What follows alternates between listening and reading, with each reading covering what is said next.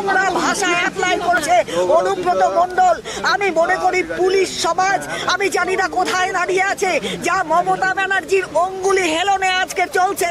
Police মন্ত্রী মমতা ব্যানার্জি যার নির্দেশে অনুব্রত মণ্ডলের মাথায় হাত দিয়েছেন বলে মুখ্যমন্ত্রী আজকে অনুব্রত মণ্ডল এত বড় বাজে কথা মানুষকে বলছেন।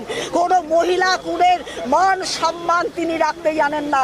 আজকে চিরকাল আমরা দেখে এসেছি অনুব্রত মণ্ডল কোথায় গুড় বাতাসা, কোথায় চরম চরম ঢাক, কোথায় কেউ একটা বড় কথা বললে তাকে গাঁজার কেস দিয়ে ঢুকিয়ে দাও। চিরকাল এই দাদাগিরি করে এসেছে। আজ সেই পুলিশ অফিসার, যে পুলিশকে আমরা মানি, যে পুলিশের মাধ্যমে একটা গণতন্ত্র প্রতিষ্ঠিত থাকে, সেই পুলিশ সমাজকে আজকে যেভাবে অপমান করেছে, অথচ সরকারের কোনো হেলদোল নেই। তৃণমূল কংগ্রেস পার্টি করে বলে আজকে সে সব দিক থেকে, সমস্ত দিক থেকে ছাড় পেয়ে যাচ্ছে।